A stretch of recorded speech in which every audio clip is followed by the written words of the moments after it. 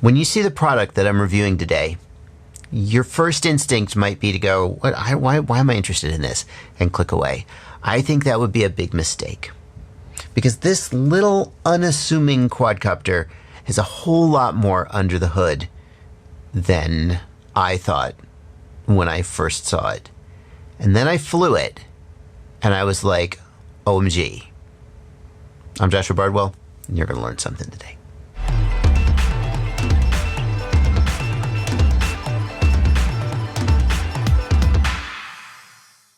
How do you get into racing drones, racing quadcopters? There's many paths up that mountain, but for a lot of people, that path goes through tiny whoop racing. And there are pilots out there like Rab FPV is a guy. I actually met him at a race here in Knoxville. This guy, he doesn't race 5 inches as far as I know. He just races tiny whoops. That's just what he does. He is fast as hell.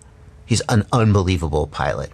So tiny whoop racing is a great way to get into racing, and it's just a great thing on its own. But how do you get into tiny whoop racing? Because if you just go out and you buy any old tiny whoop, well, I keep saying tiny whoop. Tiny whoop is actually a trademark.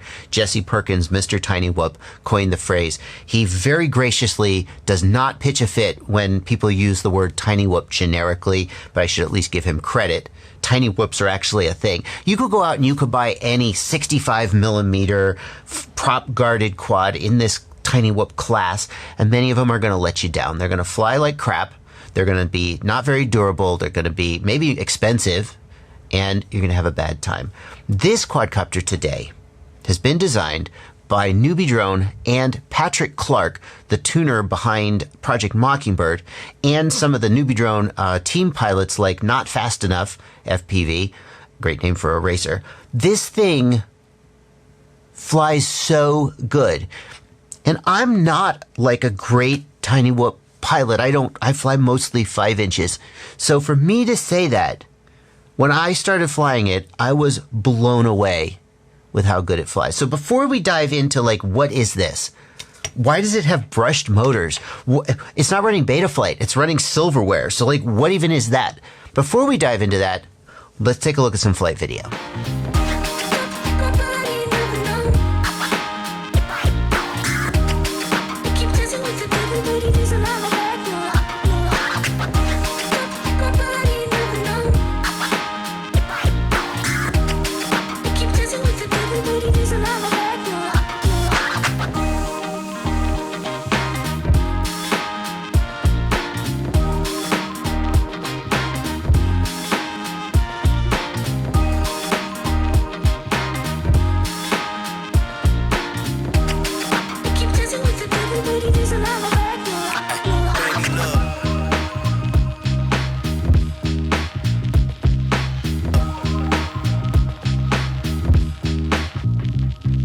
I wanted to show you that flight footage because we're going to look at the quadcopter next. And some of you are going to raise an eyebrow at it has brushed motors and not brushless motors. Why is that?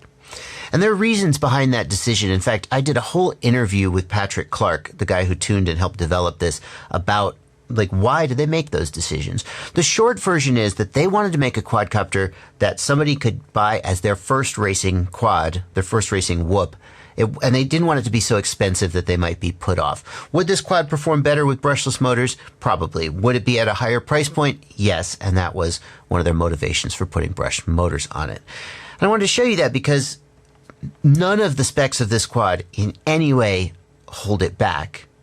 It is just a fully capable racing machine. It's just, you don't have turtle mode because brushed motors can't reverse. Well, they usually don't. They can technically, but they usually don't. And the motors are going to wear out over time. After a few hours of flight, you'll be replacing the motors. So be it. At a price point of $50, I think it's pretty compelling. So we got brushed motors. What else have we got here? The flight controller, it's not running Betaflight. It's running silverware. Silverware is a micro-specific flight control software. It's just tuned and developed specifically for you know how sometimes you put Betaflight on a micro quad and it doesn't quite fly as well because that's just not what it was designed and tested on? Well, silverware was designed and tested for micros. One of the things that stood out to me about the silverware flight controller as I was flying it was how much better than Betaflight it handles impacts. In Betaflight, a lot of times if you smack into the wall, the quadcopter will get sucked into the wall and you'll just have to disarm and fall to the ground.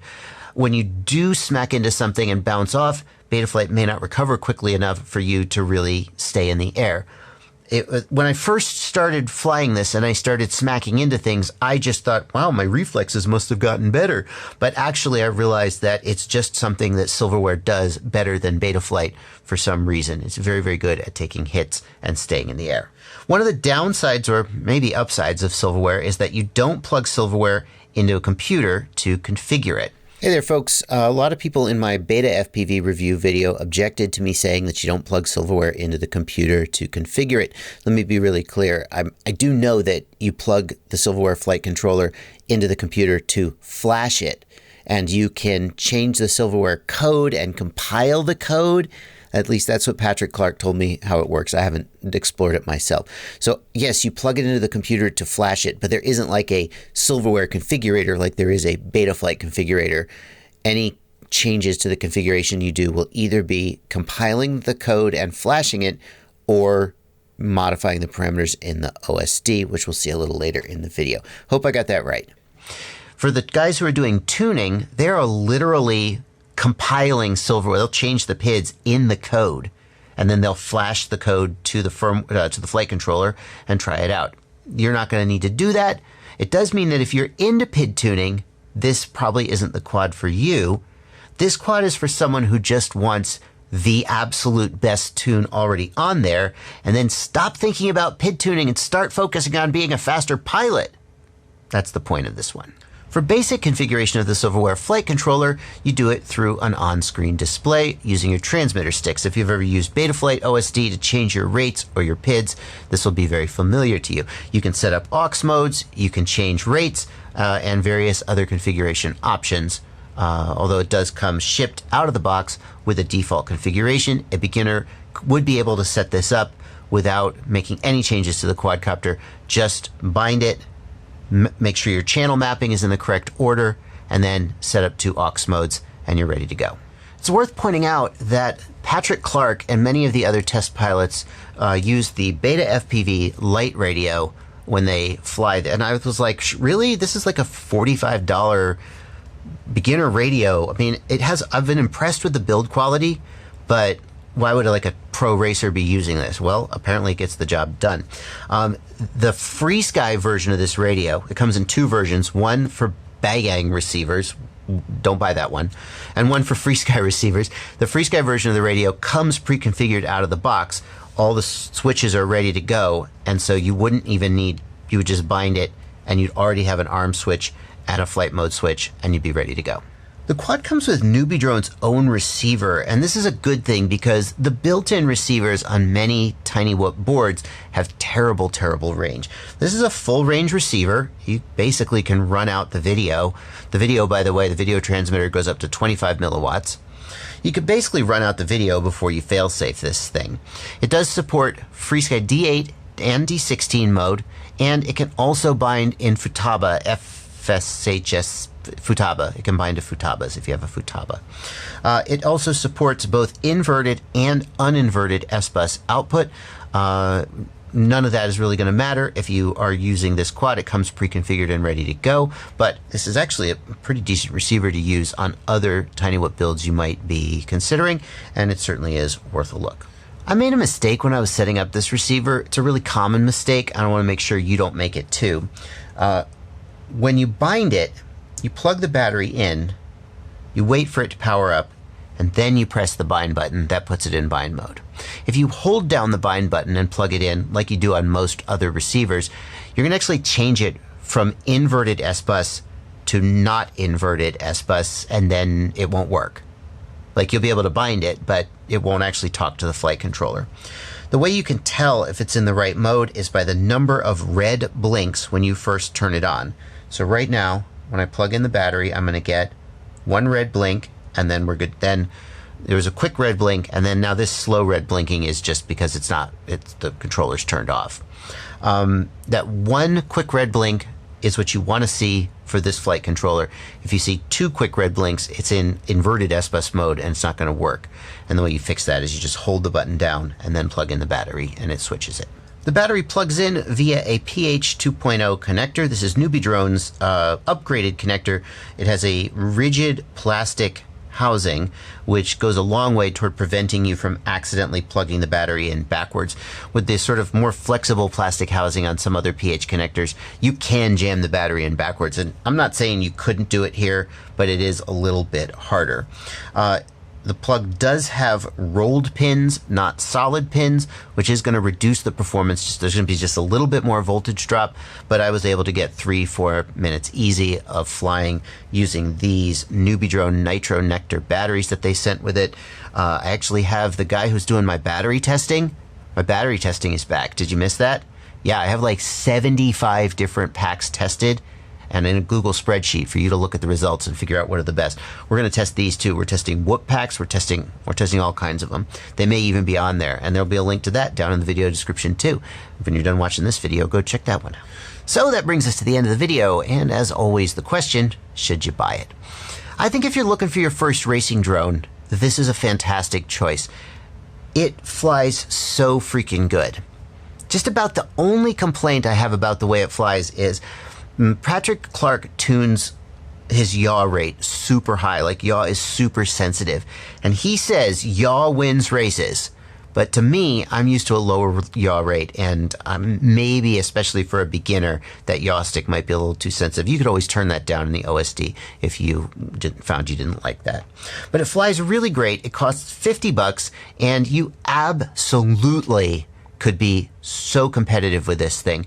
This, at the weight it's at the handling it's got, it is going to outperform more powerful, larger, heavier drones, no question. It's just a matter of pilot skill. The setup that Patrick Clark suggested was the FrSky version of the BetaFPV LiteRadio. This is going to cost you about $45. This quad will cost you about $50. You're in about $100, and then spend about another $80 to $100 on a set of box goggles like the Eachine EV800D is a pretty good, or the Fat Shark Scout is the $100 one, the Recon is the $200 one, or is that the other way around? Either one of those goggles for about $100. You're in about $200 total. Pick up a couple batteries, maybe you're in about $230, and you have everything you need, batteries and chargers. You have everything you need to start racing. You can even use this guy on the simulator and practice in the sim. You can get kits for less. Like the BetaFPV Advanced kit comes with goggles, charger, etc., everything for about $200. This is better. This is better. Like, I don't mean to just call out the BetaFPV Advanced kit and pick on it, but it's almost at the same price point as if you bought all this stuff separately. This is so much better. This is a better quad. This is only a 65mm drone. That one is a 75mm. You think bigger is better, but for racing, it's not. Smaller. This is made by Newbeedrone. It's got... I feel comfortable saying Newbeedrone makes better hardware than BetaFPV. No offense to BetaFPV. I think that's a better deal at the $200 to $230 price point. And I think in the long run, you're going to be way, way happier with this than you would with something like that. What about like the Emax Tiny Hawk? They have a kit. It's like $170. This little drone here will spank a Tiny Hawk in almost any race, any whoop race, except for maybe a race that has just like a lot of straights, but whoop races typically don't. This little light 65mm, this is the way to go. Links to all that stuff are down in the video description if you are convinced. If you are a more experienced pilot and maybe you're like, nah, I'm not buying this. I spent a little more. There is a brushless motor version of this coming soon. They're working on it. So maybe keep your eye out for that. Links to this stuff in the video description though, as I said, and they are affiliate links. And what that means is that when you click that link and you make any purchase after clicking that link, I get a small commission. It's one of the ways that I pay the bills. And it sure does mean a lot. It doesn't cost you anything. Click the link, make a purchase. I get a little commission. Thank you so much. Happy flying, you guys. Do you see this baby? Isn't he cute? Hit the subscribe button. Join my Patreon. Use my affiliate links. Or just keep watching videos. That's better than nothing. Google Gaga, subscribe to my daddy.